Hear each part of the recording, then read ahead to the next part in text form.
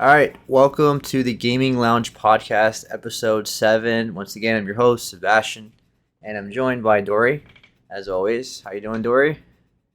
I'm doing better than the Battlefront Classic collection is doing right now.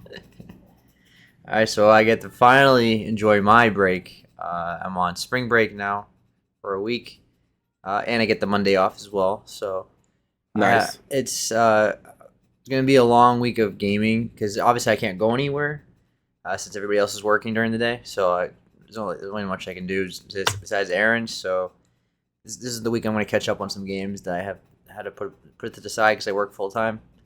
And so I'll talk about that next week when I'll recap what I played. So the first thing I want to talk about today is the Thaumaturge? How do you say it? Thaumaturge? The Thaumaturge. Yep. The Thaumaturge. With the Thaumaturge. We're charging this Thaumaturge, yeah. Yep. Hey, so Dory's been playing that. That's what she's gonna be spotlighting today. Can you tell us about it, please?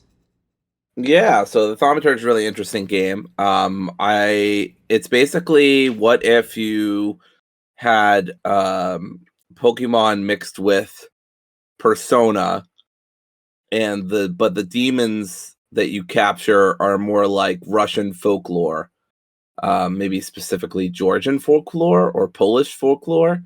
Yeah, I mean, my favorite thing about this game, and to be clear, I've only gotten into Act 1, just hit Act 1. Ever since I beat Final Fantasy, I've not been in a big gaming mood. So I only really got through the tutorial section. I've played maybe 2 hours of it. So the tutorial section is great because it basically gives you a full idea of what the whole game is going to be, which, a lot of tutorials do that, obviously.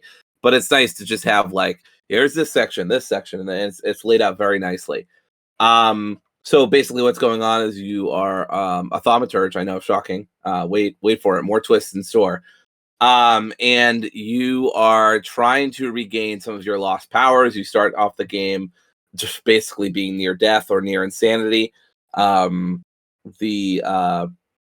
trying to, more or less, you've got serious daddy issues and you're trying to impress your dad by becoming an expert Thaumaturge. The main character is probably in his 30s, I want to say. He's got a very distinguished Russian beard. But I don't know for sure. It's not said exactly how old he is. Yeah, basically what you do is you walk around the town, you try to find out various flaws that match to the creatures. I forget their name. Salutors. They're basically, like I said, Russian folklore creatures, so it's very interesting. If the biggest praise I can give to this game so far is that the vibes are immaculate. This game knows absolutely exactly what it is. It is a Russian folklore turn-based action RPG with lots of really cool mythic stuff and well done writing. I will say that it's kind of like a AA game, so don't expect the best visuals in terms of facial capture or textures and stuff like that. But you're not really coming to this kind of game for that anyway. You're coming to it for the writing, the atmosphere, the story, the characters, and obviously the combat. So those are the big things you're coming to. Combat's pretty simple. It's turn-based. You can do a quick attack or you can do a planned attack.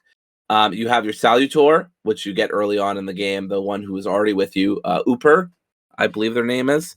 And you are able to control him right after your turn. It's kind of like in D&D where you summon something to your side. You control them on the same turn that you have. It shows at the top of the screen when you're going and when your opponents are going. I've heard the game's pretty easy. I put it on balance because I'm not looking for a hard game right now. Honestly, I'm barely looking for a game right now. I've been reading more than I've been gaming. But either way, I have been enjoying balance so far, and it's been pretty fun. I caught the first Salutor pretty easily. It was weird. He took out a big red and white ball and he threw it at him. No, I'm kidding. That didn't happen. You actually it's really cool. This isn't much of a spoiler. He's in the trailers and he's mentioned and stuff like that. And it's early in the game anyway. But Rasputin, you meet a lot of really cool Russian folklore people. You meet the Tsar.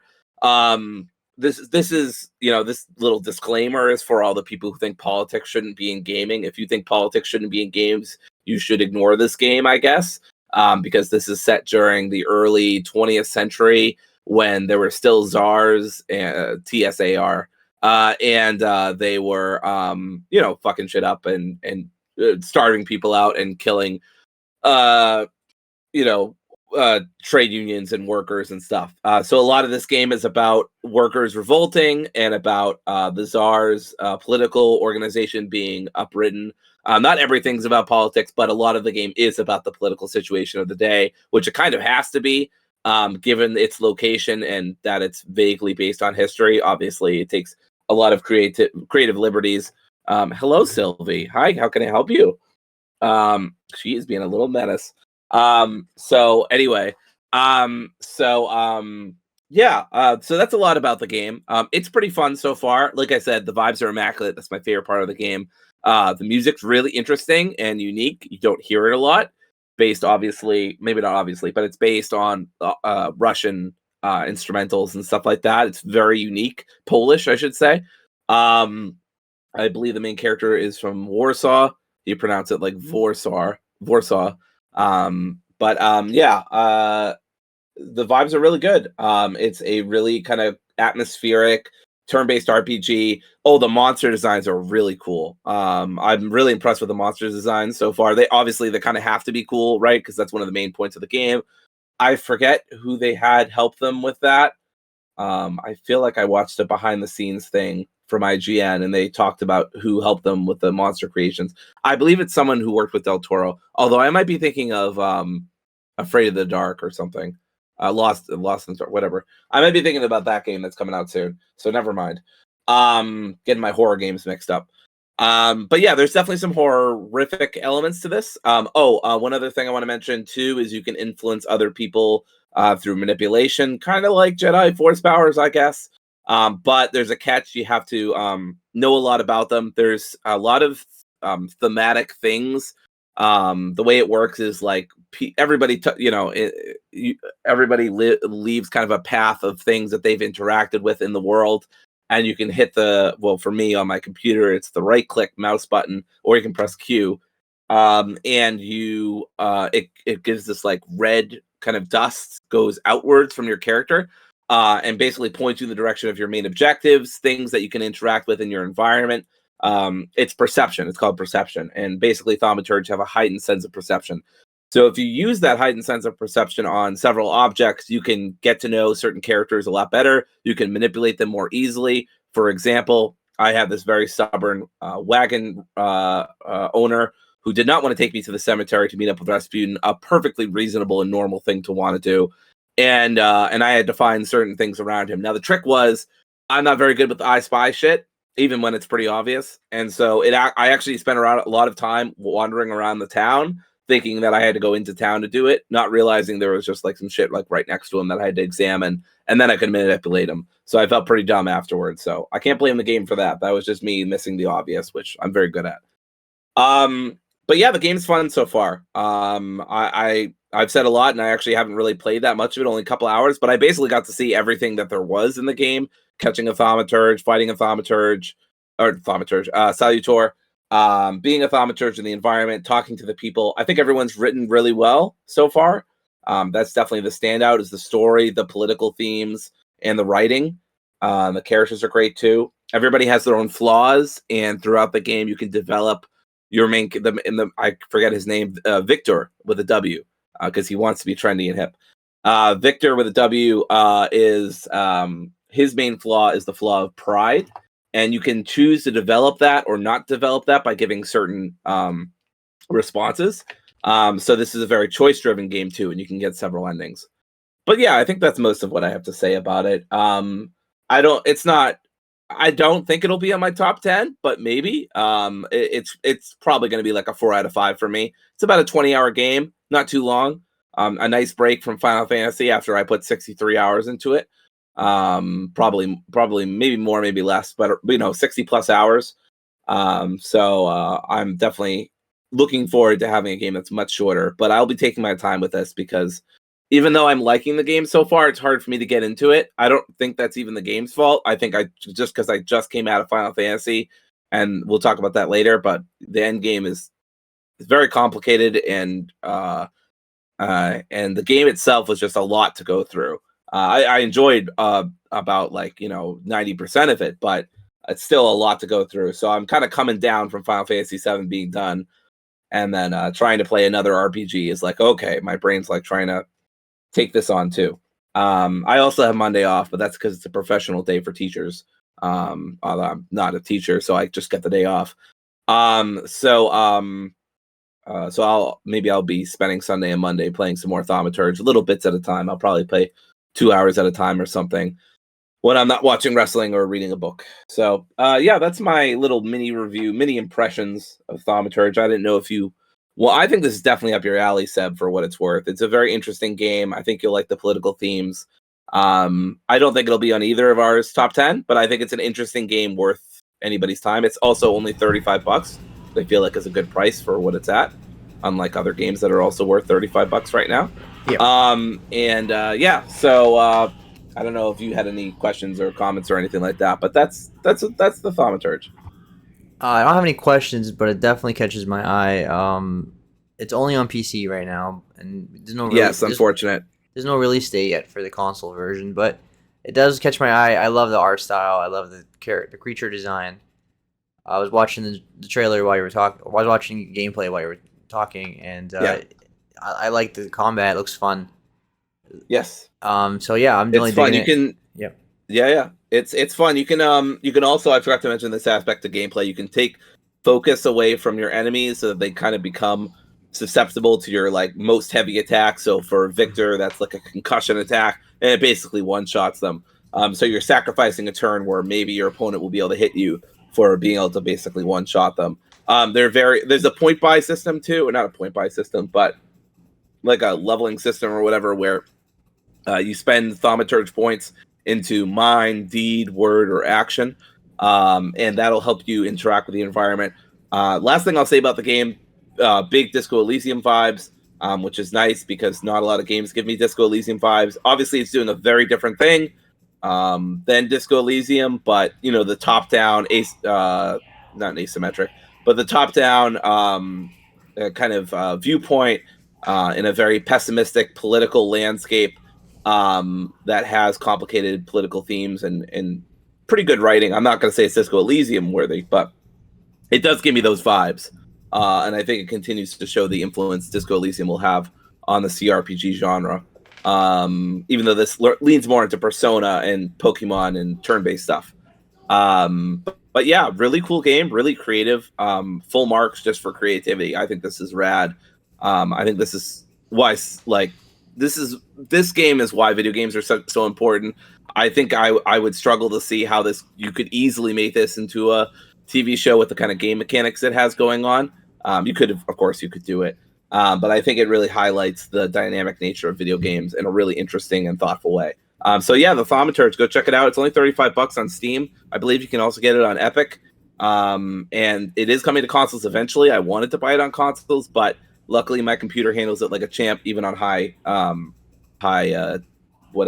levels. Recommended so far. I've only played a couple hours. I do hear it gets tough towards the end, but so far it's been a breeze. I barely even take damage. I take a little bit, and then I'm able to get some back, and yeah. All right, awesome. So the game I'm going to spotlight today on this week is Star Wars Dark Forces Remastered, which came out last month. Yeah. It is developed by Night Dive Studios, which they're known for game preservation. They like to get IP. They get licensed to games and they basically remaster it. And so if you don't know what Dark Forces is, it's a first-person shooter that came out in 1995 on PC, and it's the first game in the Jedi Knight series, starring Kyle Katarn. Kyle Katarn being one of my favorite Star Wars characters that's not in canon. I would like to see him brought into canon. He was in 5 games, ending with Jedi Academy. Yeah. So I would love to see him in Disney bring him back. And so he is a mercenary who he went to school to the Imperial Academy, graduated, then he defected to the rebels and became a mercenary, and then it turns out he has force power, and he becomes a Jedi, and he does go evil a little bit, but Mara Jade was also a great Star Wars character that should be brought into the canon, brings him back, and Mara Jade being Luke Skywalker's wife in the expanded universe. And but in this game, this is before he's a Jedi, so he doesn't have any force powers in this one. He's just a mercenary. So this game is no lightsabers, no force power. It's just shooting things, shooting stormtroopers. It's a Doom clone, basically. Yeah, essentially, this game is basically if you ever play a first person shooter in the '90s, like Wolfenstein or Doom, this is exactly what this game is. And that's the whole game is really just following I want to say a linear path, but you just follow a certain section, shoot stormtroopers or any dark troopers. I believe this is the game that introduced dark troopers to the Star Wars universe. I believe so as well. Yes. Yeah.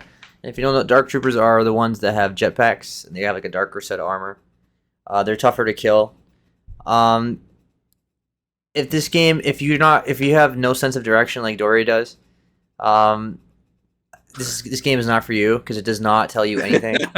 Like you will get lost. You will get lost. There's some things I had to look up because I was like, I don't understand what they want me to do. Like some of the puzzles are so obscure. Because typical of the '90s, that's why I gave up on the game. Yeah, like I was like, what? Wasn't too bad. I got the platinum in like 6 hours, so it's not like it's not as like Metroid Prime or anything like that, but it's still like typical '90s. Don't tell you anything. They say good luck. Figure out this obscure little puzzle. Figure out this obscure hallway. Oh, you have to go in the sewer. We're not gonna tell you. Just stumble into the sewer.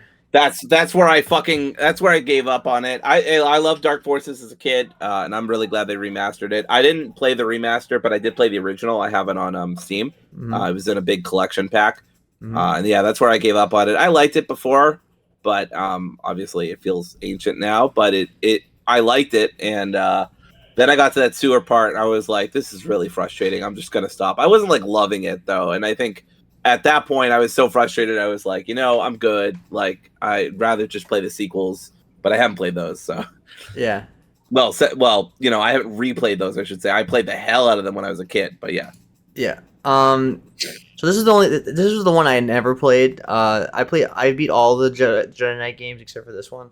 So it was nice to finally be able to play it because they did a good job remastering it. I think it looks nice. I mean, it still looks like an old game, of course, but they upscaled it pretty nicely because you can change settings to go back to how it used to look, and yeah, it's a big contrast.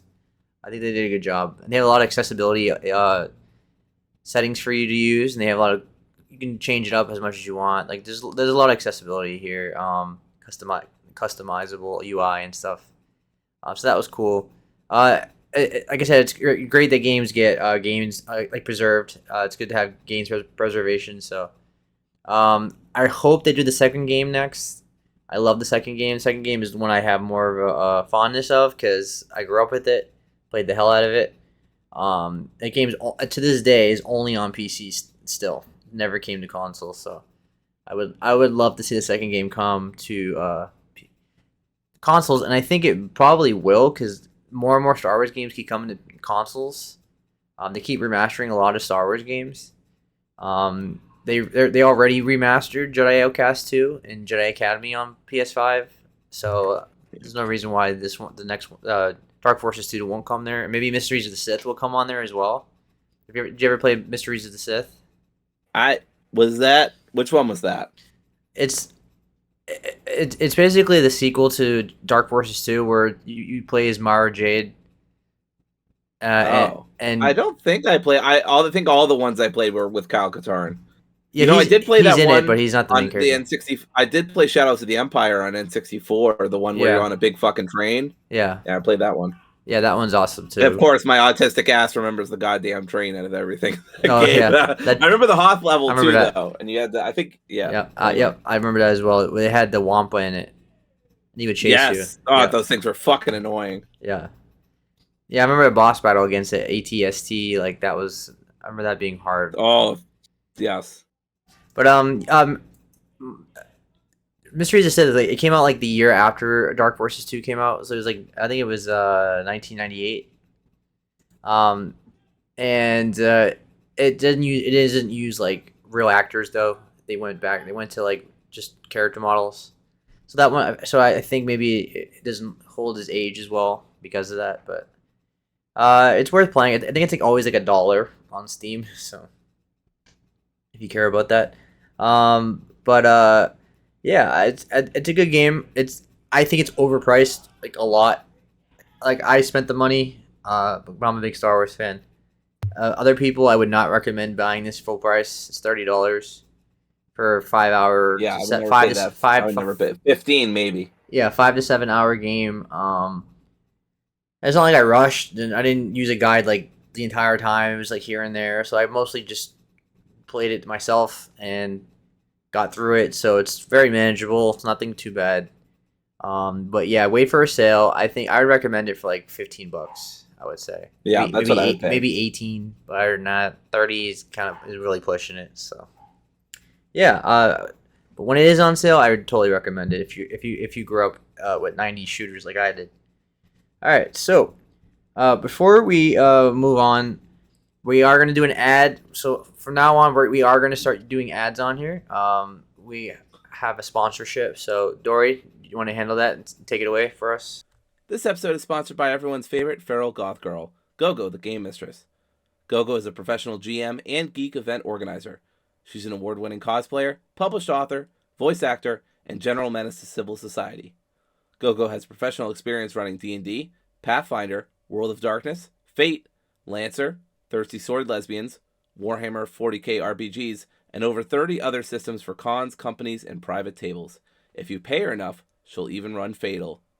You can hire her as the game mistress for your online tabletop group over at startplaying.games/game mistress. That's startplaying.games/game mistress. The link is in the description, along with her link tree.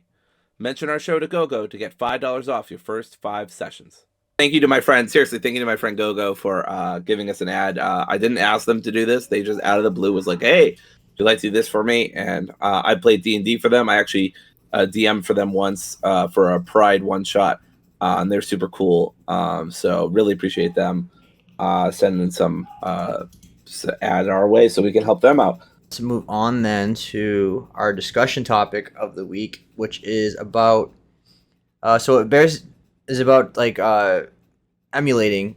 So apparently, Implicit Conversions, who has helped Sony in the past, put PS1 and PS2 games on PlayStation Premium.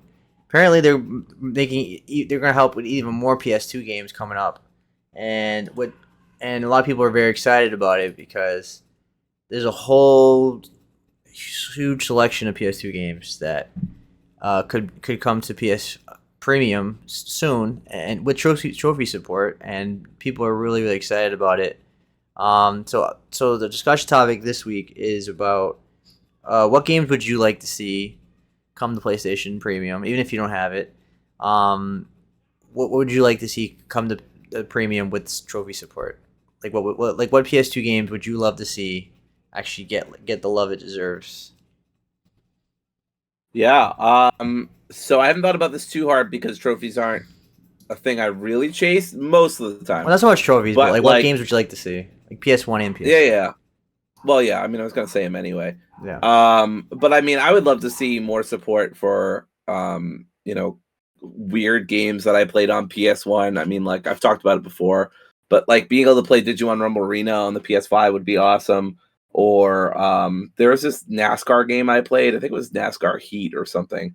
But you could like shoot tornadoes out of your NASCAR cars, and it's just called NASCAR.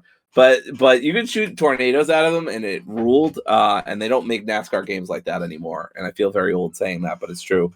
Stuff like that. I think it'd be really cool if they brought some of the earlier superhero games back, like Hulk, Incredible Ultimate Destruction, whatever the fuck, Incredible Hulk Ultimate Destruction, Ultimate Spider-Man. That's why I kept saying Ultimate, because I had Ultimate Spider-Man on my brain. That game was really cool because it was after Spider-Man 2 the movie, so they had the web slinging down, and you had the really cool comic booky feel to the game, and plus totally different like spin on the characters. Plus you got to play as Venom. That game is underrated. I know it's been getting more, like it's been rated a little better these days than it used to be, but still heavily underrated. That game is so fun. I roamed around as Venom, eating people for a long time. Probably committed multiple crimes, and I will never apologize for playing as Venom in that game. So good. But yeah,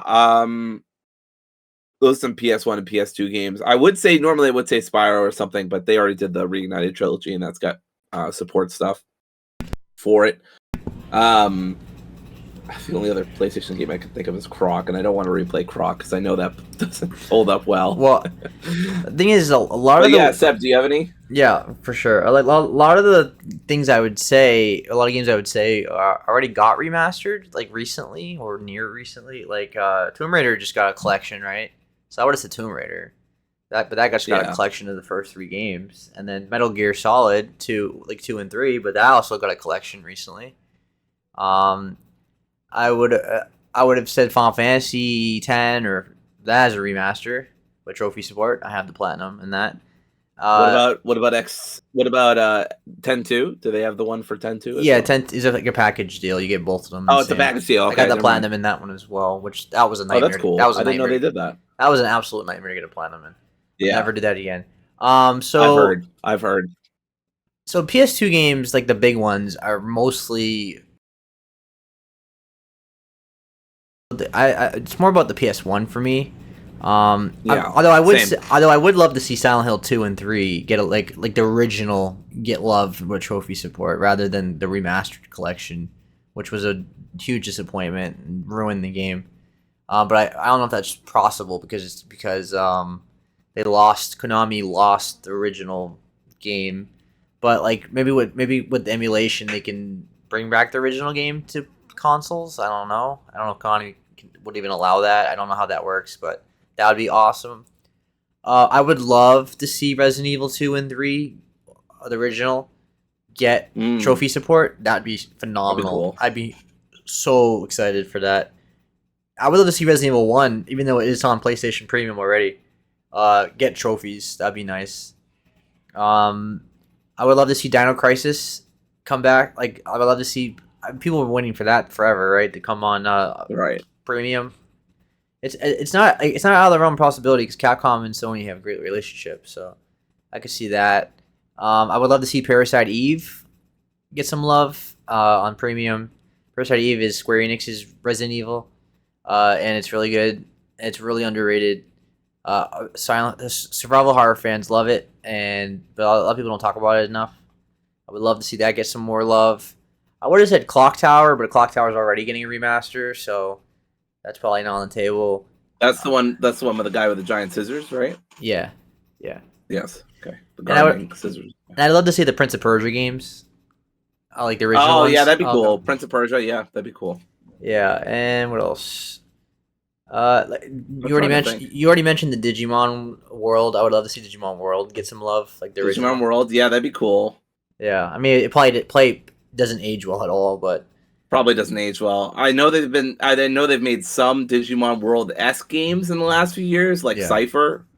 But they've gotten middling reviews or just decent reviews, so I haven't picked any of them up.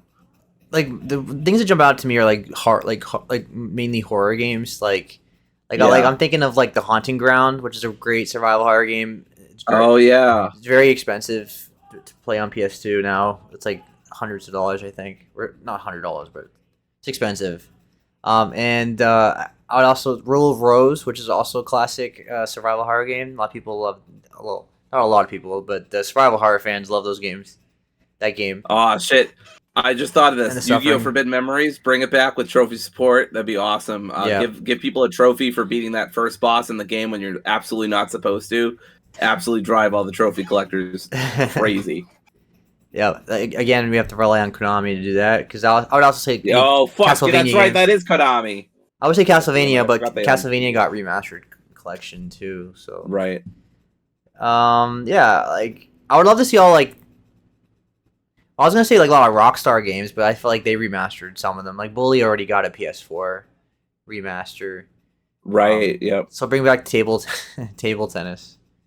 That's right. No, what's that game? Um, The Warriors. Remember the Warriors? They made it like they the made. Warrior. I've heard good things about that. I never played it when I was younger, but yeah, I've heard good things. Yeah, I rented it one time. I didn't beat it though. So that'd be cool to try it out. The question is like, sure they can emulate these games, but like they have to get permission with the studios that own them, and I wonder if Sony's like working hard to get them. I don't know. I get, but gaming preservation is really important, even if it's digital. I highly doubt that this is going to be they're going to allow PS2 games to work on a PS5 like in the disk drive. This is purely going to be digital, I'd imagine. So yeah, this is exciting news to me. I would replay like any game. So far the biggest disappointment for Plus I think has been the fact that the PS1, PS2 catalog is lacking severely. Like I think Premium has done a great job giving us like regular PS4 and PS5 games. I feel like the selection every month has been good. Like it's on the level of Game Pass. I think. I think overall, Nice. we're not getting day and day like Game Pass does, which makes Game Pass better. But I do think they've done a good job since they changed the tier. The only thing I hate is the price change, which was ridiculous. But the actual the actual selection itself is good. But the PS1, PS2 thing you get, the collection you get with Premium, which is the reason why you would have Premium, is severely lacking. They gave us games like Star Wars Episode 1, Phantom Menace. Like it's just and then most of them don't even don't have trophy support. The only thing to get trophy support is first party. So that worries me too, because it'd be cool to get all these games, but I would like to have trophy support. If you're gonna put it on PlayStation, just give us trophies. But I guess that's up to the studio. That's just me though. It's not. I think game preservation is more important than trophy support, but it would be nice to have both. Right. But that's just, nice little seasoning on top of the main thing. Exactly. And I hope someday they can figure out how to get PS3 games on there without streaming. Like I don't know if that's even possible, but. God, switching to the PS3 and the way that they made that mainframe has bitten them in the ass so many times since then. I mean, I don't understand why I know why. I think I remember they wanted to do the higher, like what was the chip cheaper or something? I actually don't remember why they did it. I thought I remembered for a second. That's a good question. I don't remember why they changed. I'd have to look that up, but I don't remember being cheaper though, because one of the reasons why PS3 was so expensive was because it was expensive to develop it. Yeah. Okay. People usually simplify it and say, "Oh, Sony was just being arrogant and greedy," and they probably were too. But I think it was also the fact that the hardware cost was so expensive they had to like make it up somehow, and it had to be $600. So the whole cell shading idea was a huge, just a mess for them, and I'm sure they regret it. Absolutely. Because ever since then they've streamlined everything. It's been the same. PS4, PS5, very smooth transition. And I imagine the PS6 will be the same way. Because I think the focus nowadays for everybody is digital libraries. PS4 and the Xbox One era set like the precedent of digital libraries now, and and so I'd imagine that's be the main focus forever. Like I can imagine you're gonna be able to play PS4 games on the PS7, PS8 if we go that far. Like if they still make, they'll probably still make consoles then. But you get what I'm saying. Like I feel like that's always gonna be the goal from now on. I think that everything's gonna be streamlined. I think the same thing with Xbox, right? They want you to play Xbox games 20 years from now on any platform or any hardware they have. So I imagine Sony's the same way. I did hear similar on the topic of Sony. I mean, not that I have too much to say about this, but I did hear. I don't know how reliable the source is, but I heard some rumors that the PlayStation Pro is coming out in the winter. I don't know if that's true, or whatever. But and I'm not going to buy it. So again, I don't have much to add about that. But I figured while we were talking about Sony, there's another piece of news that I saw. Oh, we got more than that. We got the specs of it. That's right. The specs dropped too. Yep. What was a leak in it? I mean, I don't know if it's a leak or it's just a rumor. I think it's a rumor, but it seems legit. Everybody's talking about it. I won't go into too much detail, but it looks like it's going to render 45% faster than the PS5, the original. It's going to have 2 to 3 times ray tracing, and it's going to have 33.5 teraflops, which is a lot stronger than their PS5, their base one.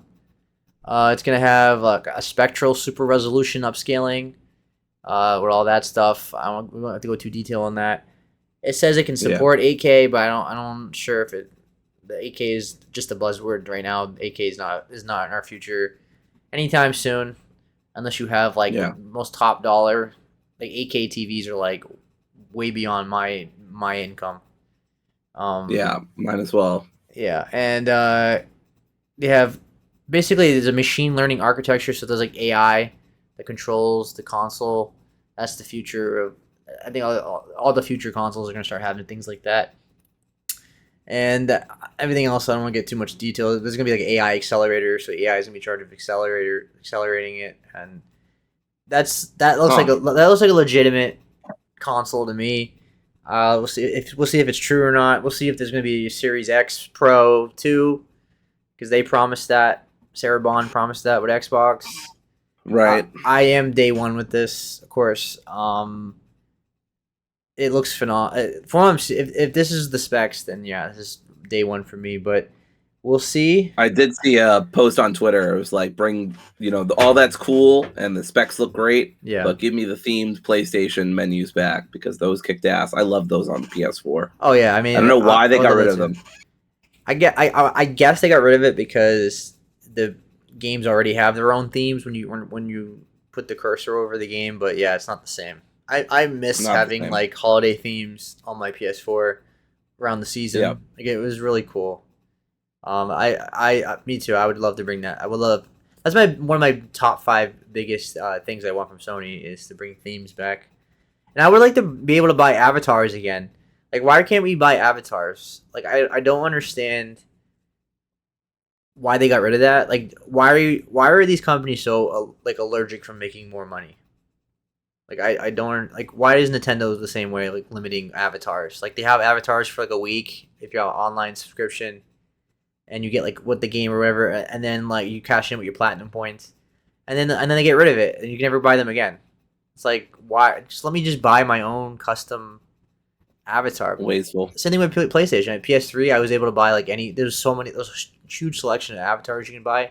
Now you can't buy it. I remember when that was huge with Wii and then Xbox 360. Everybody was trying to copy the Mii stuff. Yeah. And then it just dropped off once PS4 and especially 5 hit. Yeah. So I never get why these companies go like just change something that works, but whatever, I guess. The theme is not like the end. It's not the biggest deal to me. It's not the end of the world. It's just a cool thing. Yeah, it's just a cool thing. So yeah, this is exciting news to me. I will replay all these games as soon as I can if they have trophy support. If they don't have trophy support, I'm not gonna lie, I probably won't touch it. It'd be cool to have it on there, but I don't think I will touch it. It's just because I just feel like nowadays, if I'm gonna play a game, it should have like some basis of like an achievement or trophy system. I'm just this doesn't apply to everybody, but for me, I just like having that system. Like I would like if Nintendo had that at some point as well. It's not so much because I care about having like digital trophies. It's just about like it shows your catalog. Like you establish like a list of things you played, and you can go back and check like, oh, this is what I did 5 years ago, and it's just nice to have that like. It's like having a paper trail. Yeah, right. Yeah, I did that this week. I went back and looked at like some games I played like 2014, 15, to see like what was I playing back then. And then when you have trophies or achievements, you can see like, oh, I got this achievement, I got that trophy. Oh, I remember when I went after that, things like that. So that's just me personally. Yeah. All right, so let's move on to our last topics. So we've both beat Final Fantasy VII Rebirth, so we want to share our final thoughts on the game. The first section of this topic is going to be non-spoiler, and then we'll do like a mini spoiler cast. We'll go deep into the actual story itself. So we will give you a warning before we get into that section, and then I'll timestamp it as well. So let's start with our final thoughts on the game. So before So the last episode, I was on episode 9, going into 10, and there was only like 4 chapters after that.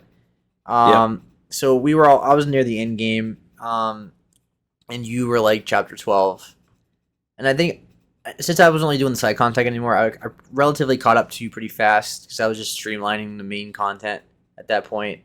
And I think I finished it a night before you, yeah, or something. yeah. I think it was the same day. 'Cause I think it was that Monday. I remember coming home. I slept like I took a nap for like 3 hours, and then like I got up and I couldn't sleep. And it was like 2 o'clock in the morning. He's like, you know what? I'm just gonna finish this game. So I literally beat the game at like 3:30 in the morning on a school night. I just wasn't tired at all, and overall, I was happy with everything. Still my game of the year to this point. I still think the story is great. I have some not problems, but there's some things I would like to talk about, which we will. I still think the gameplay was the best part of the game. The combat is the best part of the game. I still think the side content is lacking, and I still think there's too many mini games and fluff and like just filler stuff. Yes. Which will for example, let's start with the Kate Sit section. Like when you throw boxes, like I feel like the controls for that were very annoying, needlessly tedious for no reason. Like I don't know why I had to hit 3 buttons to throw it, but it wasn't so much the button. I was ranting about last episode. Yeah, it wasn't so much the button prompts, but it was like the aiming of it. I was like, yes. I don't know why this is so needlessly tedious, and I don't know why I have to do this like 6 times. Like they kept doing the same, like, oh, drop a box, grab the box, throw it at something. It's like, this is so boring. It's just, that's what I'm talking about with the fluff. Like I didn't need that chapter at all. It could have easily. And when you have to push around the Mako vacuums, it's like, what is this adding to my experience besides just like seeming like fluff? Like this is not necessary. Exactly. So this game is better about that kind of stuff than the original or than the first remake, I should say. So I'm hoping they cut even more of it out. And the third one's just really lean. Like hopefully instead of a 60-hour game, we get, I don't know, like a 40-hour game or a 50 or something, like a little leaner. Yeah. So honestly, at the 50-hour mark, I was feeling done. Not that I didn't like the game, but I was like, okay, I'm ready to wrap this up. Yeah, I finished about 45 hours, and I feel like that's a good time. I feel like anything more, I would have like not liked this game even more. Like I feel like I did everything you could possibly do. I did all the chocobo. So you go back to the gold saucer later on, like chapter 12, I think, and I did everything else you can do, like all the chocobo. I did all the battle palace, whatever it's called, stuff. I did every mini game you could do, and I got to the point where it was like I did everything I needed to do. So let me just finish this game now. And I think 45 hours, I did as much as I wanted to do. Like I could have easily put another 20, 30 hours in this game if I wanted to get all the side stuff, but it just didn't catch me. It just didn't. I did a lot of the side stuff, and I think by hour 50, I was like, all right, I'm just streamlining the game. So that's why I got to 63, I think. Yeah. But yeah, by the time I was in the 50s, I was like, okay, I don't feel. I completely completed the first 2 areas, and I got really close with a few of the others, and so I didn't 100% it. I'd say maybe I 80%ed the game, like the whole game. So that's why it took me up to 63. But if I wanted to like 100% it, I don't know, 80 hours, maybe 90 even. I don't know. I heard some people even say 100 plus. I'm like, no, thank you. It's 200 hours to get the platinum. Jesus Christ, no. Well, right, because you have to beat it again on hard, right? Yes. What's that? Sorry, I was gonna say the side content alone is probably gonna be 100 plus hours, and then you do the last playthrough, which I imagine the last playthrough is absolutely brutal on hard. Yeah, no, I looked at hard mode for a split second, and it said you can't use items and you can't use benches, and I was like, no, fuck that. Like the only reason.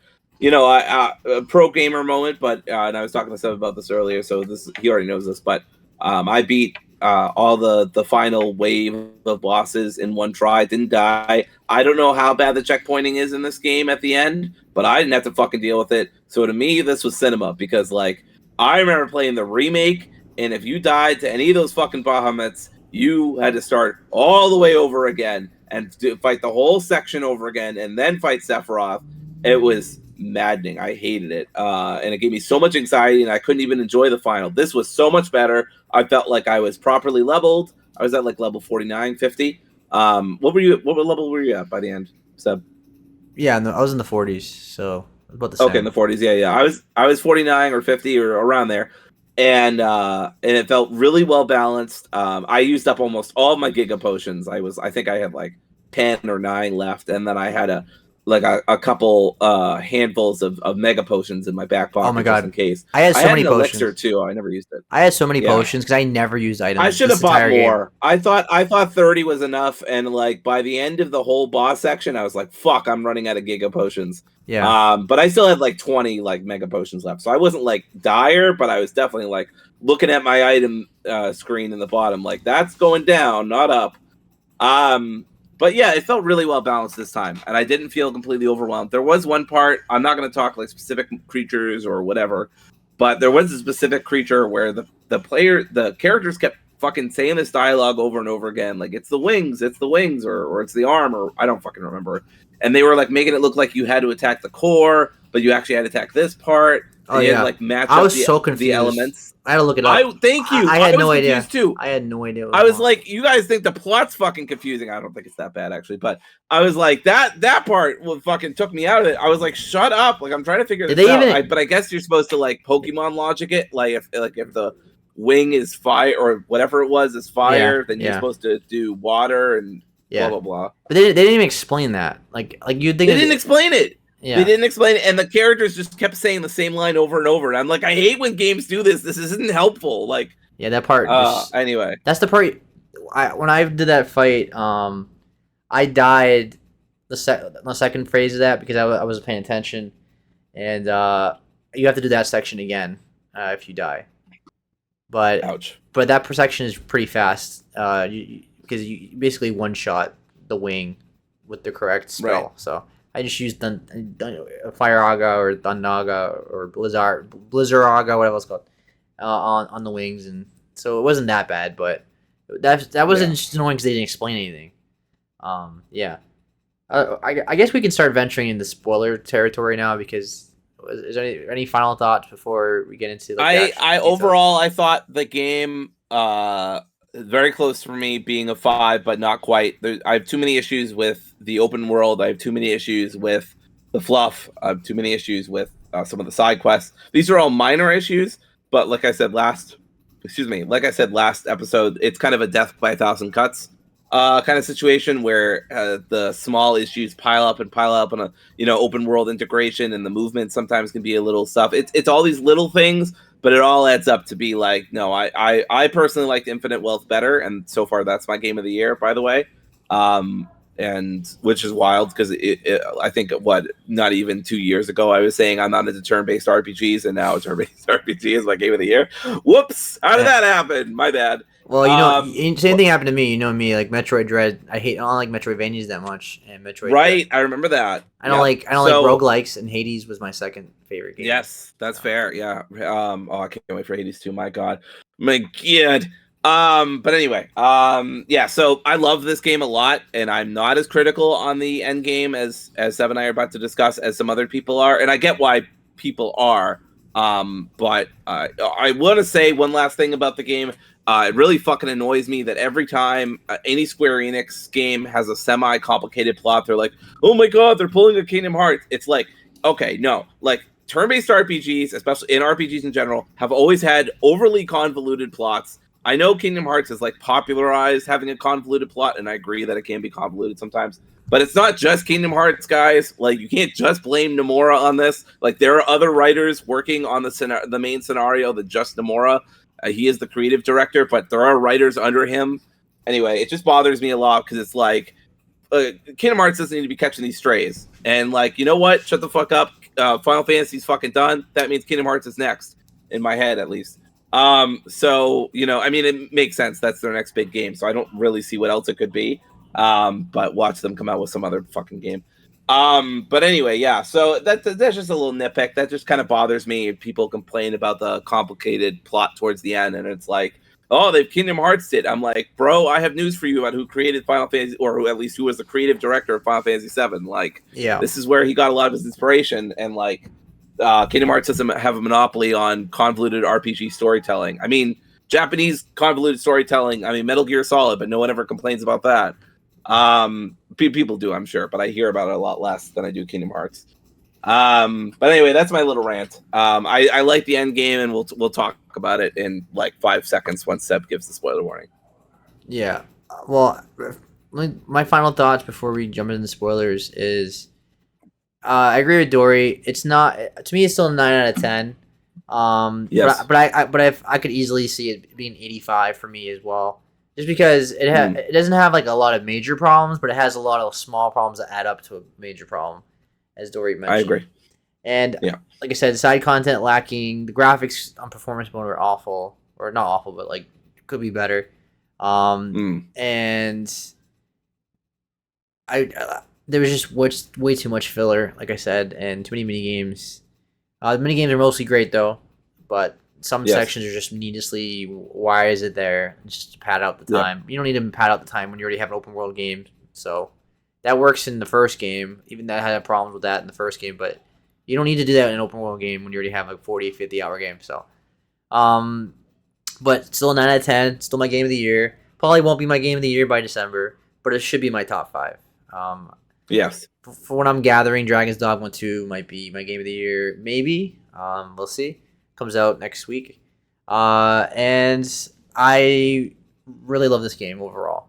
I do have issues with the story at some part. I do think the ending is needlessly convoluted for absolutely no reason. I feel like the original storyline is, I won't say way better. I just think it doesn't need to be They didn't need to be this convoluted. The story's already great on its own. It already has a great message about environmentalism. I didn't use the term Kingdom Hearts it, but like I just don't feel like it added anything to the story by making it so overly convoluted for absolutely no reason. Like I understand what happened, but I can imagine most people are probably like, what is going on? And I just don't know why they did that, but it is what it is. I still mostly like it. It's just that like I just don't understand the, like, where they, like, why they decided to go that route. So this I think I can even say, like, answer you, like, even without giving spoilers. I mean, I think the whole, and I'm not saying maybe this isn't an unsatisfying answer, but I think this is the answer. I think really Nomura and the whole team are kind of in a kind of meta textual conversation with the audience about what everybody knows is going to happen. So they're so focused on subverting expectations, and that makes the ending kind of get away from itself a little bit. I mean, like, I don't completely agree with some people. Like IGN has a video about how it failed certain characters in the original, and I think that's way overly harsh. I don't agree with that. But I do understand why people think it's overly complicated. I think that they really wanted to mess with your expectations and mess with the audience, and I respect that for sure, because I love those kind of games. I love meta games like that. I mean, I really enjoy Pony Island, for example, and that's a meta as hell game. It's very weird and can be confusing. But yeah, it does come off as needlessly complicated. I did have to watch at least 1 or 2 videos. Keep in mind too, when Seb and I are talking about the finale, that I have not played the original.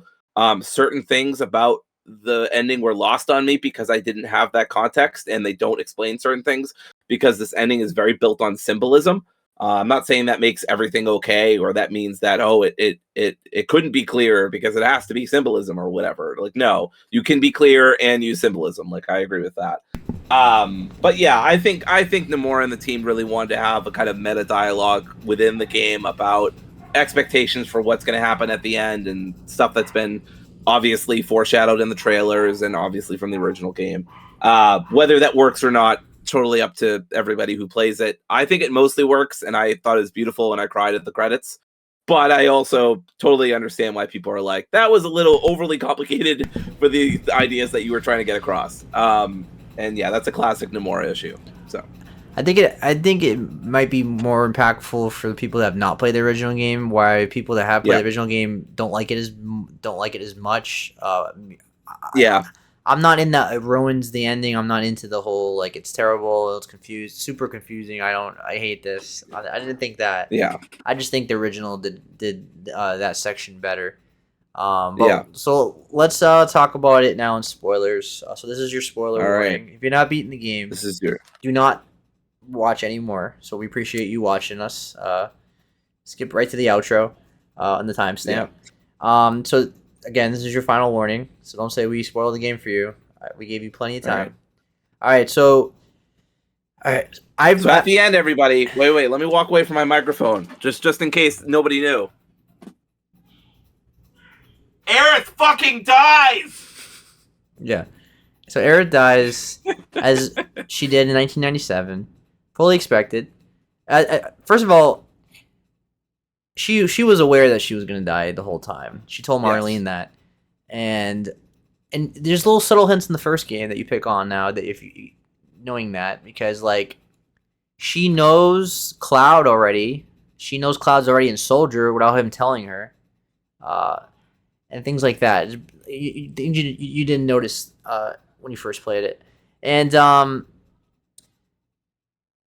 basically, Sephiroth, same typical thing happens. Sephiroth goes to kill Aerith, and there's two versions of Cloud and two versions of Aerith. Where one Cloud, which is demarcated by like the rainbow hues that are in the environment. I think every time that happens, it's a different timeline. I think. Yes, and so there's one timeline where Aerith dies normal, which is the one we're in right now, at the end of the game, and there's one where Aerith's still alive.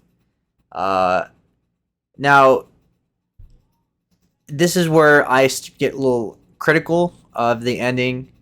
I think Aerith's death is very beautiful in the ending of the original game. Not the ending, like the end of the disc 2 or whatever it was. Right. Because like she becomes one with the life stream. She does it on purpose so she can control the life stream and help fight against the meteor.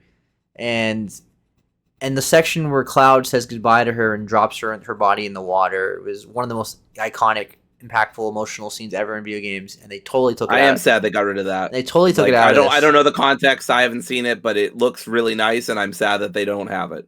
Yeah, I mean, you have the context now because you know what happened. Well, I have the you know what I mean. It follows it very well. Yeah. It follows it very close, except for the part where Cloud I watched stops that video you sent me of the whole thing of the differences and similarities. Yes, and also I think it loses its emotional steam, like emotional appeal, like because right after, like, as soon as it happens, like you fight Genova. Like it's like the boss battle just starts like it happens in the original too, but the original kind of like slows down, and like after you fight that boss, it also plays Aerith's song while that's happening, and that doesn't happen while you're fighting Genova, which is a shame because I think that would have been a good choice. Yeah, that happened in the original. But this one just goes straight to like Sephiroth fighting Sephiroth, and it didn't let you like absorb like slow down and just take it in all in, which I didn't like. That was like my biggest criticism of it. Is like you just didn't get they didn't give you a chance to like accept that Aerith died, and I imagine that would hurt people that have not played the original game more, because they probably really got attached to her and they didn't get a chance to like say goodbye really well, because immediately you're fighting a big giant epic boss fight. And the boss fight was really awesome. Some of the coolest you ever see in a game. Final Fantasy 16 level. But it was like, it felt like a final boss of the whole thing.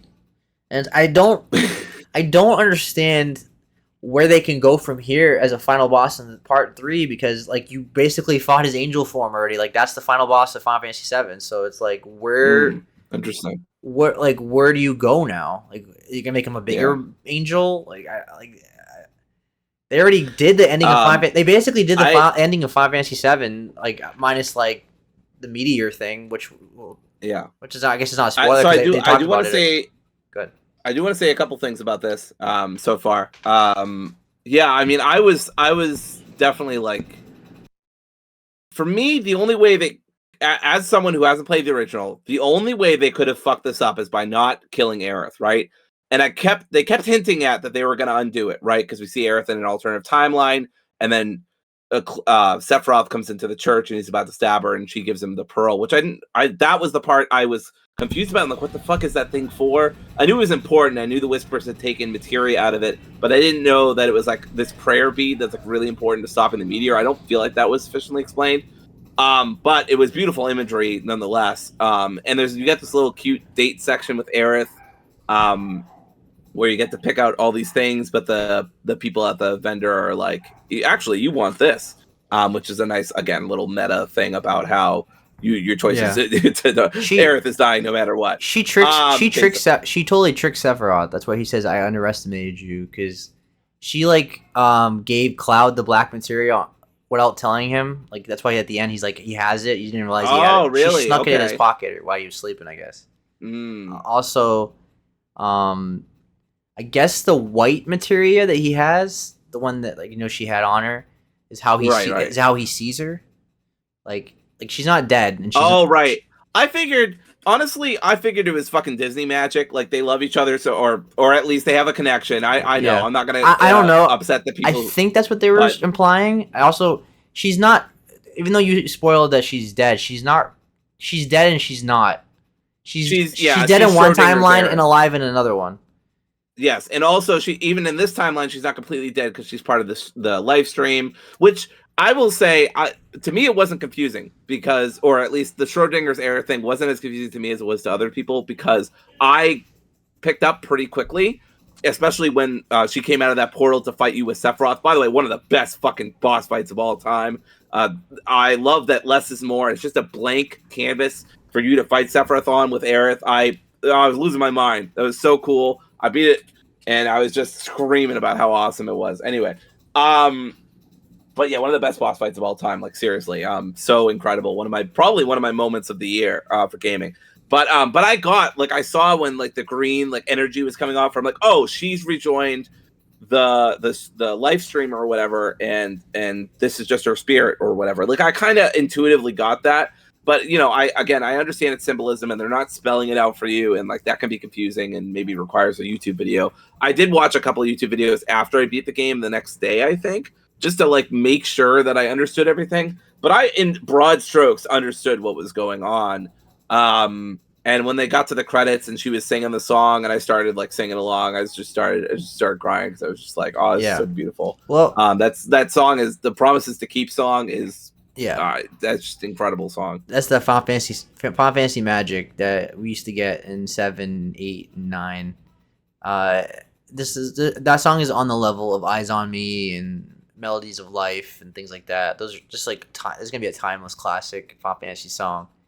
And the play itself, while it feels out of place, randomly but when you think about it, well, first of all, Loveless was in Crisis Core, right? Because Genesis always talked about Loveless, the play. He wouldn't shut up about it. Also, but it's a foreshadowing of Aerith's death, right?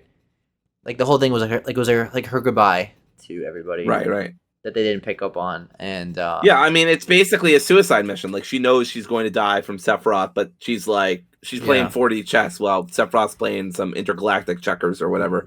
She knows if she joins the live stream, then she can better fight against Sephiroth and the meteor. Plus, it seems like Square Enix is pushing Aerith and Cloud's relationship. There's just no room for Tifa at this point. It's clearly it feels like Cloud and Aerith are the main romance. Even Zack is I don't know. Because even Zack is in the alternate timelines does he love her? And he's and Marlene's well, you weren't there, and so it seems like they're building it up. This chemistry was always there in the original game, but it always implied that Zack and Aerith were the main couple for them, and they're together in the afterlife for Cloud. And now this feels like they're shipping Aerith and Cloud more, especially since she's not dead technically in one timeline. So I don't know, but that's just the vibe I'm getting. I just don't. At this point, I don't see how you can put Tifa and Cloud together anymore. Not that they ever did anyway. Because Final Fantasy VII has always been kind of convoluted. Because Final Fantasy VII technically has its own universe. It has 5 or 6 games in the same universe. Advent Children, and then also a movie, Advent Children and Dirge of Cerberus, and it got really convoluted. People didn't like the direction they went with. People didn't like the direction it went in. And Dirge of Cerberus came out like the mid 2000s, and they never did anything after that. So it kind of died out because people were just not happy with the direction. So convolution is just kind of been on par with Final Fantasy VII. Not so much the original. But that's why it frustrates me too. Like that's why it frustrates me too when people are like, "Oh, like suddenly the series is so convoluted," and it's like, no, like even if you ignore all that stuff you just said about the series being convoluted in general, like that's just kind of a staple of RPGs. Like I was talking to somebody on Twitter about them disliking Final Fantasy 16 because there's a lot of, among other reasons, they don't like all the lore dumping and exposition dumping, and I'm thinking in my head, like, after I did a response, and I was like, isn't that like most RPGs? Like, most RPGs are exposition dumping, lore dumping. Like, you kind of have to, because you have to explain this entire universe that operates on different principles than we do. So to some extent, like, that just has to happen. Obviously, some games do it poorly or do it too much. But to make that a problem in of itself, I don't know. That seems weird. But yeah, I mean, so likewise, like RPGs have always had kind of convoluted storylines to some extent, and like that's not an excuse for poor writing necessarily. But I just don't get people being surprised by it or being weirded out or blaming it on Kingdom Hearts or whatever. It's just like, it's not a problem that's limited to Final Fantasy. Yeah. So I think we hit on like a lot of the aired stuff. Let's talk about other things that we saw. So first thing is we talked about last week, Wutai being part of it. So Wutai didn't show up in this game at all. Like they declared war on Shinra, which did not happen in the original. So that's a whole new storyline. What's his name? What's the blonde guy's name? I don't remember. It's very American, whatever it is. I can't remember exactly what it is. So that's a whole new storyline they added as well. So I'd imagine in part 3 we're going to be in Wutai, like the actual town itself, with her family and all that. So that's one thing they're going to do in part 3. The next thing is we got the weapons in the game, but they're like whale looking weapons. We didn't get the big giant kaiju weapons yet. So we're gonna probably see them next game. We're probably gonna see Emerald and Ruby and all of them. And so that's probably what part 3 is gonna be about. Stopping the meteor. We did not see the meteor summoned yet, but I imagine that's what part 3. That's gonna happen in part 3. That's not a spoiler for you because obviously they mentioned the meteor. They already showed it in the first game as well. What happens? And like when he has like visions and stuff. So I guess part 3 is going to be them trying to stop Meteor, and the weapons are going to get involved, and Shinra's going to be fighting the weapons and all that stuff. So I can see part 3. I just don't know what else you can do. Like, I mean, obviously they blocked off the northern crater, the northern part of the map completely. They kind of If you look at the map, just put a big like fucking storm over it, and then I guess Wutai is just the other side of the globe or whatever. Yeah. Because I guess the planet's not a flat Earth. Like God. Yeah, exactly. And so with the same I already have the assets built, so I feel like this third one can come out faster than this one did because they have the assets now. They have all the open world. I just hope they improve on the open world activities and they get rid of the fluff. And I liked a lot of the side quests, but definitely by the end, I just didn't feel like they were worth it. Some of which was just hampered really badly by poor mapping and not just not giving you enough information on the map to make informed decisions about where to go and how to get to your objective. That made side missions more frustrating than they needed to be at times. Most of the time it was fine, but every now and then there would be a side mission. I'd be like, why the fuck isn't there just a green little dot and then a big circle around it, and then that can just be the area that I search in? No, I've got to go all around going on different fucking things just for Johnny, who I love. Johnny's an incredible character. Oh, one thing I do want to talk about. One thing in RPGs that really annoys me, and this happens in Kingdom Hearts 2, literally Kingdom Hearts 2, but in Kingdom Hearts as well, is what I meant to say. But in Kingdom Hearts 2, literally when you fight Sephiroth, and you knock off. I've complained to you about this before, Seb.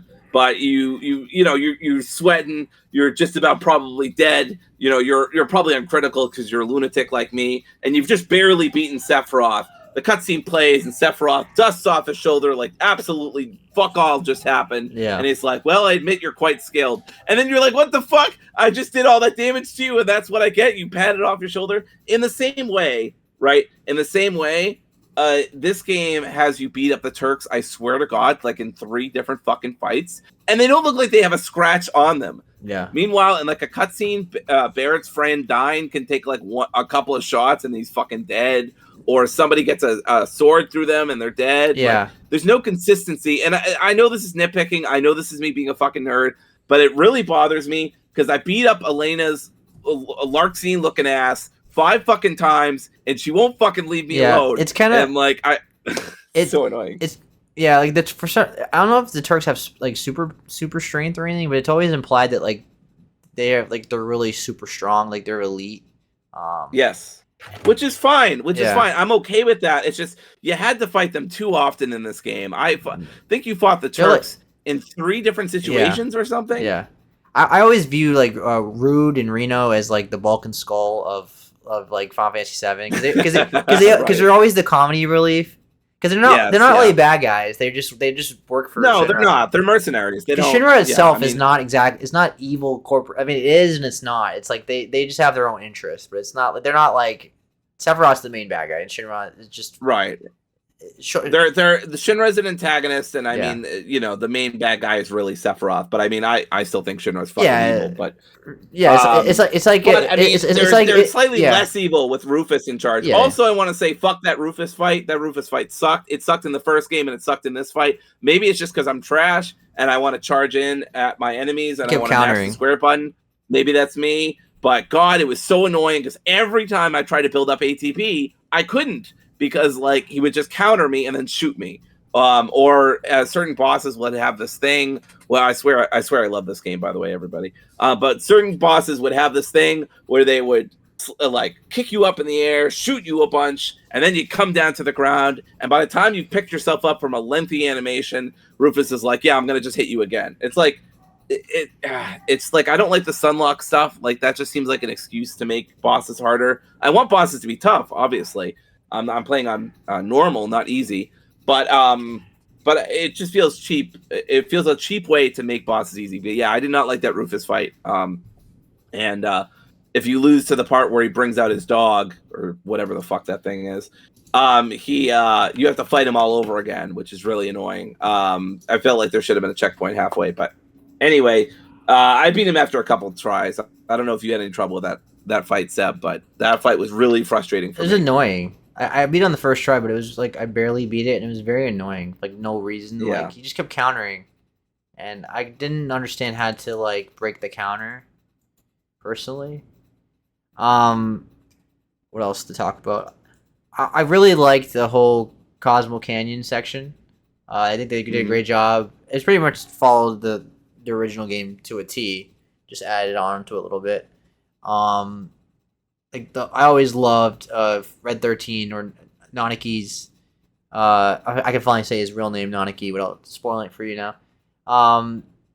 His storyline with his dad, Seto, sacrificing himself to beat the Gi tribe, which the Gi tribe thing was totally new. Like they expanded upon it completely. Like they let us talk to them and everything.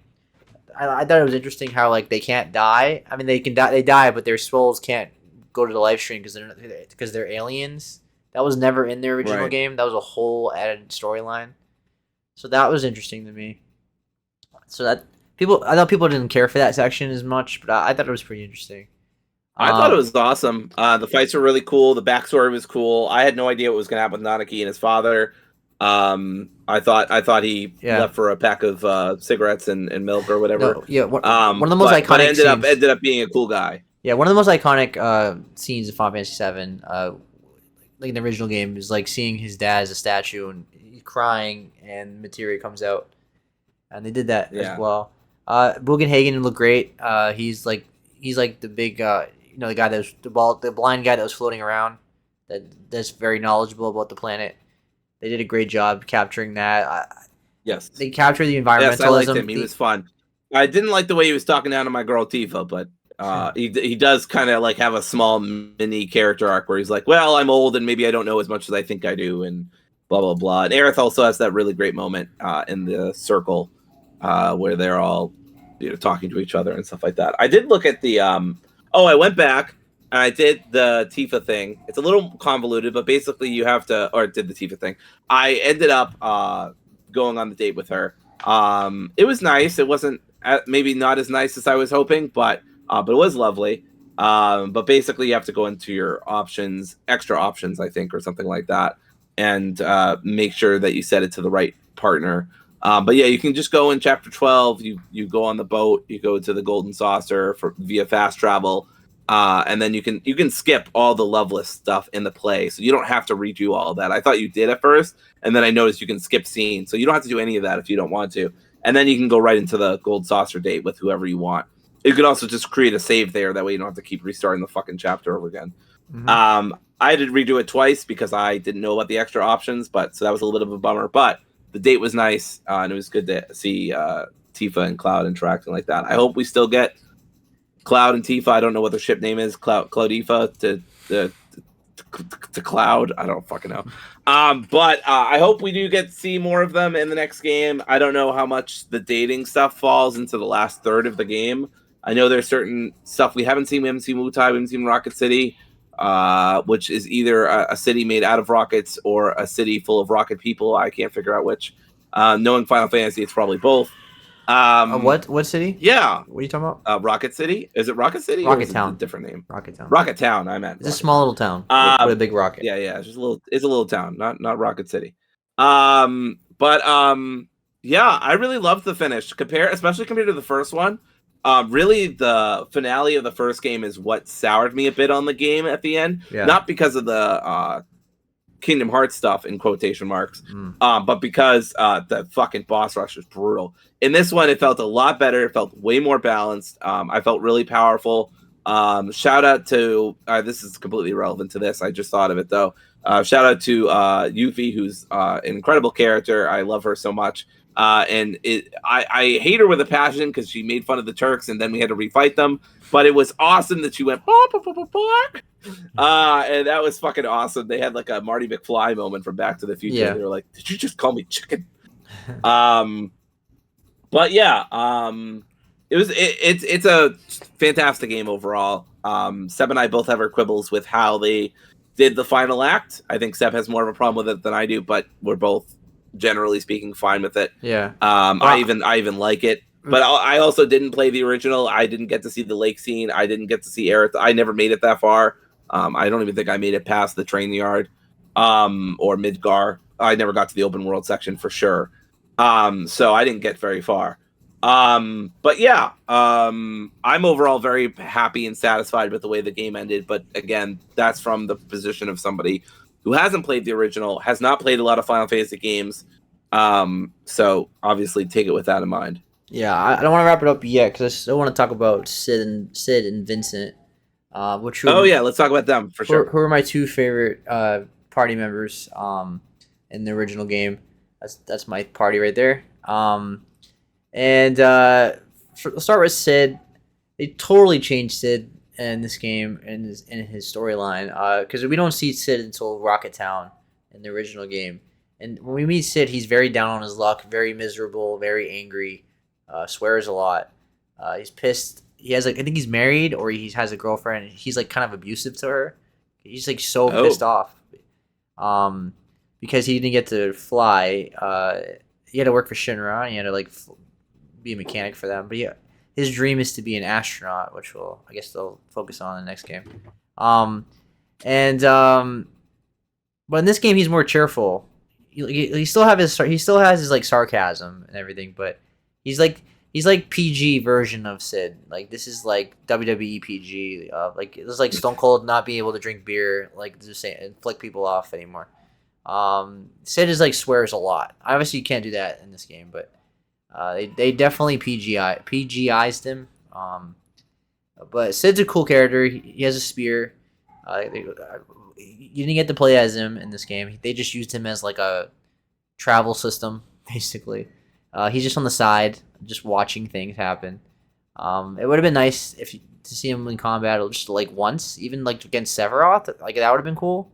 We didn't get to see that at all. We didn't get to see Vincent fight either. Really. We did get to fight Vincent, which was interesting. They actually had him turn into a beast form. That was cool. He can turn into different beasts because he has the power of chaos. So there we go again. Final Fantasy loves their chaos.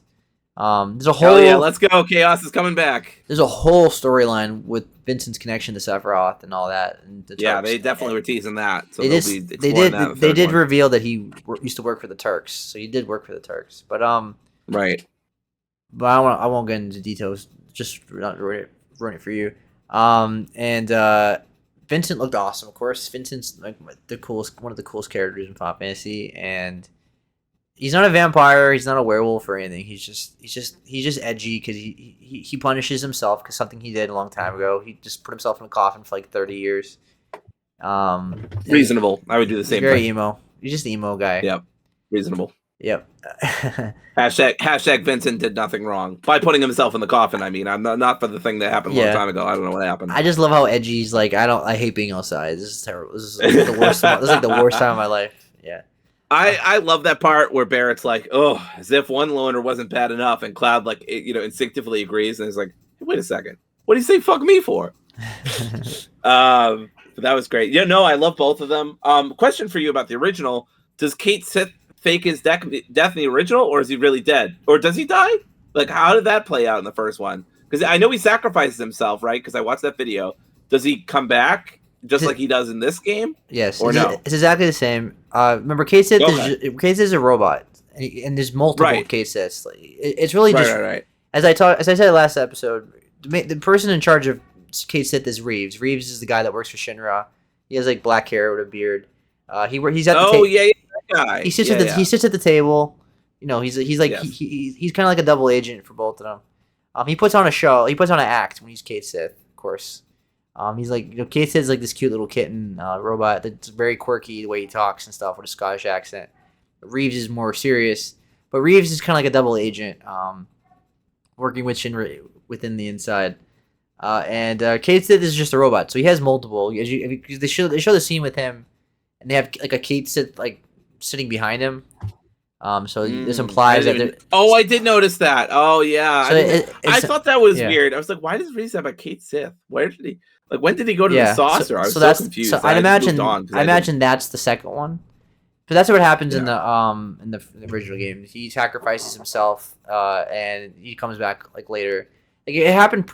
See, this game, even though it changed like the ending with Aerith, it followed the original like 90%, like pretty closely. Yep. I think pretty closely. Yep. Like Cait Sith does steal the keystone in the original game as well and betrays them, but he redeems himself by sacrificing himself.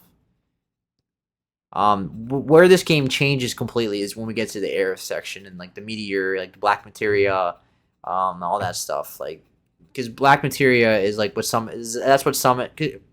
Basically, in the original, Cloud gets possessed by Sephiroth because he has Genova cells in him. He has Sephiroth cells inside him. Anyone that has Genova cells inside them can be possessed by Sephiroth. That's why he has all those hidden cloaked guys that walk around as like zombies. He has control over all of them. And the third game is gonna have have Cloud be in massive mental break. Like, okay, so a lot of people the theory right now is that Cloud had a mental breakdown. Like, that's why he can see timelines or whatever. Like, he just had a complete breakdown. That does happen in the original. He gets totally trapped in his own mind and just becomes like limp. Like, he's just a zombie. And Tifa has to go rescue him. So that's probably what the third game's gonna be. And I think that was already implied. That he's like just having like a massive breakdown. He had a headache the entire game. Like, he just every 5 minutes he was like having like headaches. Remember? Like, that got a little annoying. It was very tedious. Bro needs ibuprofen. I was getting sick of him. It got a little tedious. They kept doing that over and over and over and over. Yeah, over and over. That wasn't the original, but it was like, I don't remember it being that much either. Yeah.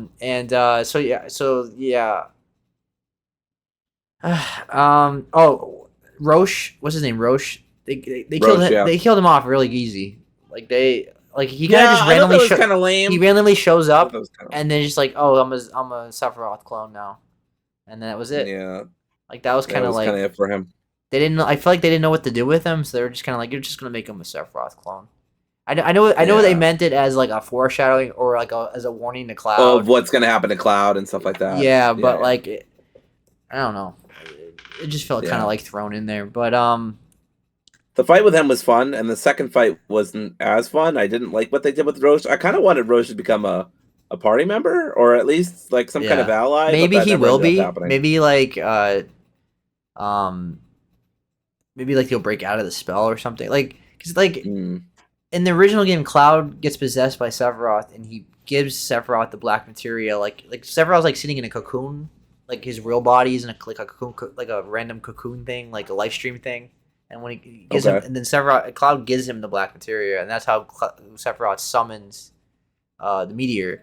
And Meteor is like out in the like the rest of the part 3 of the game, like Meteor's like in the sky, like Oh, so it's like a Majora's Mask situation. yes. So that's what part 3 is gonna be, I think. Okay.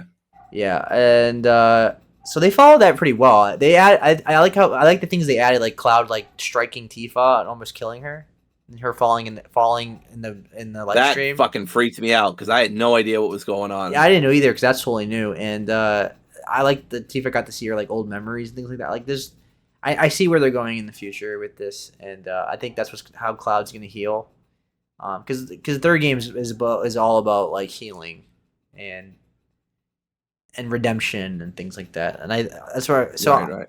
I wonder what the third game is gonna be called. I'm guessing it's gonna be called Reunion. I would imagine, given how many they already times called- those guys were saying it. Didn't they already call Crisis Core Reunion though, or am I crazy? I don't know. Did they? I'm pretty sure they did. Well, you are crazy, but maybe they did. This Core Reunion. Did they do that? Am I misremembering? They did call it Reunion. Yeah. Yep. So I don't know what the fuck they're gonna do. what else could you do? Not Revolution. Final Fantasy VII Revolutions. Final Fantasy VII Revolution? No, I don't think they want to copy AEW. Or no, I was thinking of the Matrix. I was also No, yeah, Imagine they gave like a wrestling title, like that'd be awesome. wrestling. Final Fantasy VII, Great Balls of Fire. A real pay-per-view name that the SummerSlam. WWE did once, by the way. Look that shit up. Final Fantasy VII Yep. SummerSlam. SummerSlam, that's right. Now I can hit Sephiroth with a pile driver. All right, so But yeah, I don't know. I don't know what they'll do. But yeah, I loved Kate Sith. I loved Vincent and Sid as well. I'm excited to see what we get to do in the next game. I presume the next game, like you said, will take less time. I'm presuming 2026 or maybe 27. I don't know, but they have a lot of the models and shit for it. It's gonna be at least 3 years. We're not gonna have to wait for it. I think it's gonna be at least 3 I years. don't think it's gonna be 4 years again. Yeah. Yeah.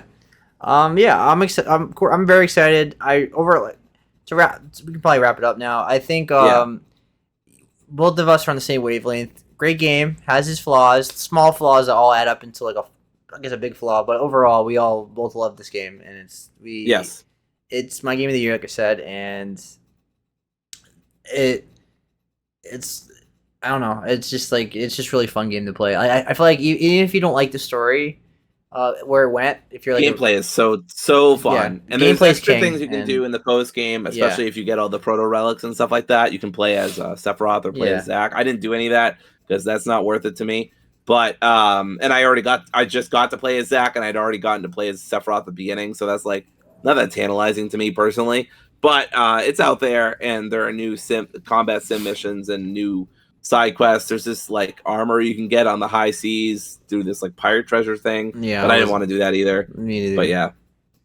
I guess the thing that you get, it like makes it easier to find certain rare materia or something. And I was like, that does not feel like it's worth it to me personally. Also, we didn't talk about how awesome Zack teaming up with Cloud was, but that was I meant to bring that up. That was Power Rangers moment that we predicted. That did happen. Yes, major fan so cool. service.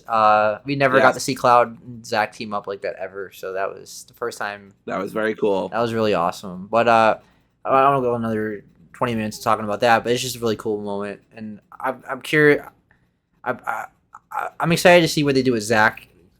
I guess Zach is in the same timeline as Still Alive Aerith. Like, I'm assuming that's what's going on here. I mean, personally, I like the secret cutscene you got when if you hit the certain buttons in a certain combination. He said that one was for you, Aqua. I thought that was really cool. So good for Zach, you know. Stupid birth by sleep joke, but anyway. Could you imagine? But yeah, that's pretty much the game. The combat's incredible. I love that combat so much. It's so good. I even like it more than I like a Dragon, even though I think, or Infinite Wealth, I should say. Even though Infinite Wealth has an awesome combat, and I love that too. Part 3 should definitely do like a side like mission where like there's like a multiverse Spider-Verse thing where like you just stumble in like a Kingdom Hearts kind of thing where it's just like Sora, like you fight Sora or something, just like a side thing. To meet Mickey Mouse, like let's go, let's just fight Michael Mouse, let's do it. Yeah, you fight the. They armor. Can just have him fight Steamboat Mickey Mouse. That's copyright free. They can just do that. The Disney can't do shit. Could you imagine like Mickey, like a Steamboat Willie like armor, like you know like the armor you fight Kingdom Hearts, the wandering armor, whatever the hell it's called. It's just like Mickey. It has Mickey ears. Oh my god, that'd be pretty hype actually. Yes. So good. Just have Sora show up. And it's like, hey, I'm Sora, and like, it's like Haley Joel Osment, like the whole thing. Anyway. Yes. So yeah, Final Fantasy VII Rebirth, great game of the year, and I totally recommend it. Even if you, like you said, don't like the story as much, the gameplay is so fun, and you'll like it overall. And the characters are so fun to hang out with. I like the graphics personally. I didn't notice any big issues, but I think they've also done an update since we talked about it last. So. And the music is some of the best music ever. Like it's like top notch. This is Nobuo Uematsu's like, if he's really old now, so maybe this could be his final like. I think this could be his final. Yeah, he was talking about it too. He's talking about how he's getting too old to do this. Yeah. And yeah, this is his final game. I don't blame him either. Please retire if you need to. Like he's done such amazing stuff. Yeah, this is his final game. And this is his masterpiece because this soundtrack is if anyone, you would have to blow me away to be soundtrack of the year again. Like Final Fantasy VII Rebirth is some of the best ever. All right, so that's our show. Next episode is, I mean, there's a lot happening next week. There's 4 games coming out as we talked about. We're not going to play all 4 games, and I'm not going to play all 4 games. Even if I did and had the time to do that, I could because it's spring break. But even if I wanted to. I don't want to shove like 4 game impressions in the same episode like that. Yes. And it's not enough time, obviously. Dragon's Dogma alone is going to be like 50 plus hours, I think. So I think maybe the game I'll talk about next week is Princess Peach, if I get it, because it's a shorter game, I'd imagine. Yes, I think I also will be getting Princess Peach. If it gets like 8s and 9s, or at least 7s and 8s, I'll consider it. If it gets a lot of 8s, that's a safe bet. A couple of 9s, I'll probably get it. Yeah, it's definitely gonna get higher than a 7. I think it's gonna be in the 7s or higher. Yes, I think so as well. Nintendo games never. Yeah, I think so too. That. I know. Yeah, and I'm eyeing that in Dragon's Dogma. I'm not buying Rise of the Ronin. I've seen enough impressions to know that's not for me. I don't think it's for you either because it seems like it is like Neo, or at least a mix of Neo with fucking Ninja Gaiden and all that stuff, and that's just not my cup of tea. So I'm not going to be doing it. I agree. I looked at the impressions and it looks like Neo. It sounds like from Gathering. It says it's a mix of Ghost of Tsushima and Neo, but it sounds more like it's a Souls Neo game. And I can't. But I'm definitely looking at Dragon's Dogma to review very carefully. It looks like it's up my alley. I just need confirmation that it's good, and if it is, I'll probably buy it, and I'll get sucked into it for another long RPG. God help me. Well, it's good you're taking a break. It's good you're taking a break because. I feel like if you played a game back to back after Final Fantasy, you might have been burned out with games. But at least like you I may not even play Dragon's Dogma just because. It's been back to back long RPGs, and now I'm playing a shorter RPG, the Thaumaturge. So I've been full of RPGs. So Princess Peach will be a nice break. That was me this year. Like I haven't beat as many games as I normally do. I've taken it slow this year, and. Like February, I barely played any games for like weeks, so I'm slowly getting back into gaming a little more. And Dragon's Dogma, even if I will get it, But I'm not gonna talk about it until I have at least a week played of it, of course, because it just feels like a game I don't want to like play one day and then give an impression on it. So if you don't see that as like a topic or in the thumbnail or anything, that's why. All right, so thanks for joining me, Dory. This episode went longer than I expected. Actually, we talked about Final Fantasy a lot, which is awesome. We've talked about that game for over what? It's got to be like 3 hours now.